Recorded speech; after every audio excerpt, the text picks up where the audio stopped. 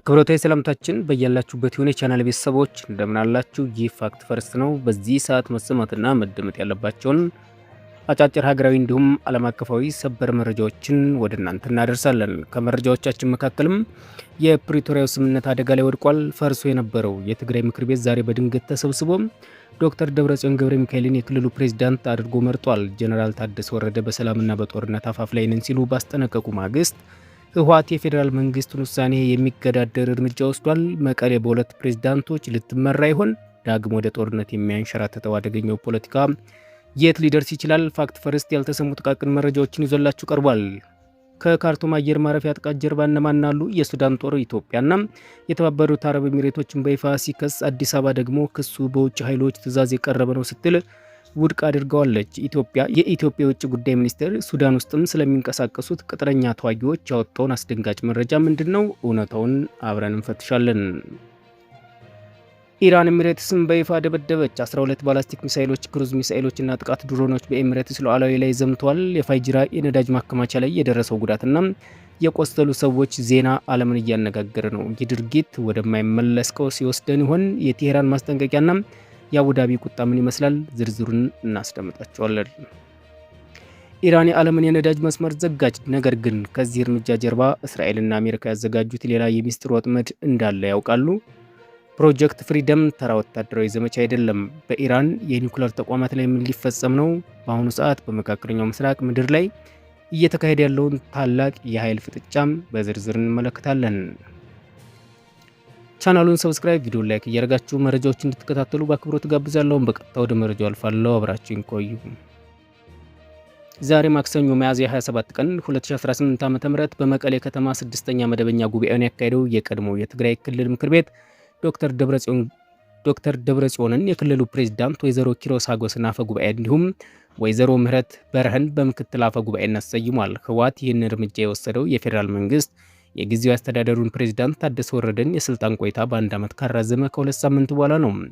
ፓርቲው የመንግስት ምክር ቤት አልፈረሰም፣ ታግዶ ነበር በሚል መከራከሪያ ዳግም ወደ ስራ መመለሱን አውጇል። ይህ ውሳኔ ከመታወቁ ጥቂት ሰዓታት በፊት የጊዜያዊ አስተዳደሩ ፕሬዝዳንት ሌተናንት ጀነራል ታደሰ ወረደ ጉዳዩ አደገኛ መሆኑን ገልጸው ያልተነገረው ጦርነት ደመና ዳግም ሊዘንብ የሚችልበት አደገኛ ሁኔታ ላይ ነን ያሉት ጀነራሉ የቀድሞው ምክር ቤት መመለስ የክልሉን ችግር ይበልጥ እንደሚያወሳስበው በተደጋጋሚ ሲቃወሙ ቆይተዋል። አሁን ግን በመቀሌ ያለው ሁኔታ በጊዜያዊ አስተዳደሩና በህወሓት መሪዎች መካከል ያለው ፍጥጫ ወደ መጨረሻው ጫፍ አድርሶታል። ከ6 ዓመት በፊት የተካሄደውና ለደም አፋሳሹ ጦርነት መነሻ የሆነው ምርጫ በፌዴሬሽን ምክር ቤት እንዳልተደረገ የሚቆጠርና የማይጸና ተብሎ ውድቅ መደረጉ ይታወሳል። አሁን ህወሓትን ምክር ቤት ዳግም አነቃቃቱም ከፌዴራል መንግስት ጋር አዲስ ግጭት ይፈጥራል ተብሎ ይፈራል። እስካሁን ከአዲስ አበባ በኩል የተሰጠ ይፋዊ ምላሽ ባይኖርም ሁኔታው የቀጠናውን ሰላም ዳግም ስጋት ላይ ጥሎታል። ይህ በእንዲህ እንዳለ መቀሌ በከፍተኛ ውጥረት ውስጥ ትገኛለች። ጀነራል ታደሰ ወረደ ትግራይ አደገኛ ምዕራፍ ላይ ናት ሲሉ ህዝቡ አደባባይ ወጥቶ ተቃውሞውን እንዲያሰማ ጥሪ አቅርበዋል። ጥሪው የተሰማበት ቅጽበትም ዶክተር ደብረጽዮን ገብረ ሚካኤል የክልሉ ፕሬዝዳንት ሆነው መመረጣቸው ተሰምቷል። ጊዜያዊ አስተዳደሩ ፕሬዝዳንት ሌተናንት ጀነራል ታደሰ ወረደ ትናንት ምሽት ባደረጉት ንግግር ክልሉ በታሪካዊ አደገኛ ለውጥ ምዕራፍ ላይ እንደሚገኝ አስጠንቅቀዋል። ጀነራሉ ለችግሩ መባባስ የአመራሩን እኔ ያልኩት ብቻ የሚል ጠባብ አስተሳሰብ ተጠያቂ አድርገዋል። በሰላምና በጦርነት አፋፍ ላይ እንገኛለን ያሉት ፕሬዝዳንቱ በተለይም ወጣቶች፣ እናቶች ይህን አካሄድ እንዲቃወሙና ለለውጥ እንዲረባረቡ ጥሪ አቅርበዋል። በሌላ በኩል ህወሓት በጀነራል ታደሰን ማስጠንቀቂያ ወደ ጎን በመተው ዶክተር ደብረጽዮን ገብረ ሚካኤልን የክልሉ ፕሬዝዳንት አድርጎ መርጧል። ይህ ሹመት እየተከናወነ ባለበት ወቅት ግን የመቀሌ ሰማይ ሰላም አልነበረም። የኢትዮጵያ አየር ኃይል የጦር አውሮፕላኖች በከተማዋ ሰማይ ላይ በተደጋጋሚ ሲመላለሱ መታየታቸው በነዋሪዎች ዘንድ ከፍተኛ ድንጋጤን ፈጥሯል። መቀሌ የተሰማው ጉዳት ያላደረሰው ፍንዳታ የውጥረቱ ማሳያ ተደርጎ ተወስዷል። ወደሚቀጥለው መረጃችን ስናልፍ በኢትዮጵያና በሱዳን መካከል ያለው ውጥረት ወደ አዲስ ምዕራፍ ተሸጋግሯል። የሱዳን ጦር በኢትዮጵያ ድሮኖች ጥቃት ፈጽሞብኛል ሲል ያቀረበው ክስ አዲስ አበባ መሰረተ ቢስና የውጭ ኃይሎች ትዕዛዝ የቀረበ ስትል ውድቅ አድርገዋለች። ከዚህ ባለፈም የኢትዮጵያ መንግስት እስካሁን በትዕግስት የያዘውን ሚስጥር ይፋ አድርጓል። ሱዳን ህወሓት ቅጥረኛ ተዋጊ ማረፊያና የጸረ ኢትዮጵያ ኃይሎች ማዕከል ሆናለች ሲል በይፋ ከሷል። የታሪኩ መነሻ ትናንት ሰኞ ነው። የሱዳን ጦር ቃል አቀባይ የውጭ ጉዳይ ሚኒስቴር በጋራ በሰጡት ጋዜጣዊ መግለጫ ኢትዮጵያ በሱዳን የውስጥ ጉዳይ ጣልቃ እየገባች ነው የሚል ከባድ ክስ አቅርበዋል። እንደ ሱዳን ባለስልጣናት ገለጻ ከባህር ዳር ከተማ የተነሱ 3 ድሮኖች በካርቱም ዓለም አቀፍ አየር ማረፊያና እና በሌሎች 4 ግዛቶች ላይ ጥቃት ፈጽመዋል። ሱዳን አክላም እነዚህ ድሮኖች የተባበሩት አረብ ኤሚሬቶች ንብረት መሆናቸውን የሚያሳዩ ማስረጃዎች ያሉ ስትል ተደምጣለች።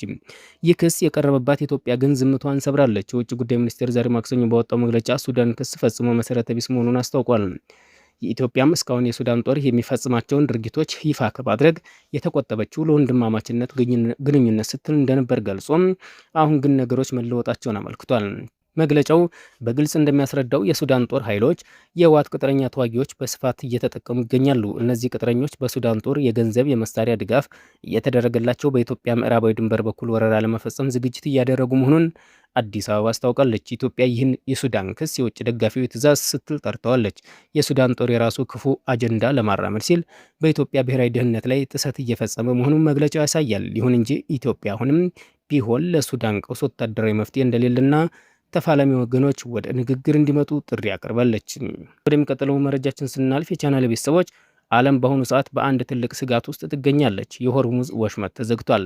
የነዳጅ ዋጋም ሰማይ እየነካ ነው። ፕሬዚዳንት ትራምፕ ፕሮጀክት ፍሪደም የተሰኘው ግዙፍ ወታደራዊ ዘመቻ በይፋ ሲያውጁም ኢራን በበኩሏ ወደ ወደባችን የምትቀርብ ማንኛውም መርከብ ትጋያለች ስትል አስጠንቅቃለች።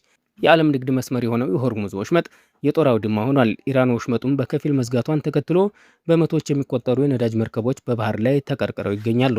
የቴህራን ባለስልጣናት ይህን ያደረጉት አሜሪካና እስራኤል የጣሉባቸውን ኢኮኖሚ እገዳ ለመመከትና አዲስ እኩልዮሽ ለመፍጠር መሆኑን ገልጸዋል። ይህ እርምጃ ግን የዓለምን ነዳጅ በታሪክ ታይቶ ወደማይታወቅ ከፍ አድርጎታል። አሜሪካ ዝምታዋን ስትሰብር ፕሬዚዳንት ትራምፕ ፕሮጀክት ፍሪደም የተሰኘው ዘመቻም ይፋ አድርገውታል። የዚህ ዘመቻ ዋና ዓላማ በሆርሙዝ ወሽመጥ የተከለከሉ መርከቦችን በወታደራዊ ኃይል ማስወጣትና የኢራን ባህር ላይ ቁጥጥር መስበር ነው። አሜሪካ በኢራን ወደቦች ላይ ጥብቅ እገዳ መጣሏን ተከትሎ ሁለቱ ሀገራት የጦር መርከቦችን አፍ ለአፍ ተፋጠው ይገኛሉ። ማንኛውም ስህተትም ዓለምን ወደማይመለስ ጦርነት ሊከተው ይችላል። በሌላ በኩልም እስራኤል በኢራን ላይ የማያዳግም እርምጃ ለመውሰድ ዝግጅቷን ማጠናቀቋን ገልጻለች። ምንም እንኳን ከወራት በፊት በኢራን የኒውክሌር ተቋማት ላይ ጥቃት ቢሰነዘርም የሳተላይት መረጃዎች እንደሚያሳዩት ኢራን አሁንም የኒውክሌር ብቃቷን አላጣችም። እስራኤል አሁን ትኩረቷን ወደ ኢራን ኃይል ማመንጫዎችና ዋና ዋና ኢኮኖሚ ማዕከላት ላይ ለማድረግ አቅዳለች። ዓለም አቀፍ ዲፕሎማቶች ጦርነቱን ለማቆም ጥረት እያደረጉ ቢሆንም ፍጥጫው መጠን ከቀን ወደ ቀን እየጨመረ ይገኛል። ይህ በእንዲህ እንዳለ ኢራን መከላከያ ሚኒስቴር እንዳስታወቀው ዛሬ በኤሚሬትስ ላይ የተቀናጀ አየር ጥቃት ተፈጽሟል።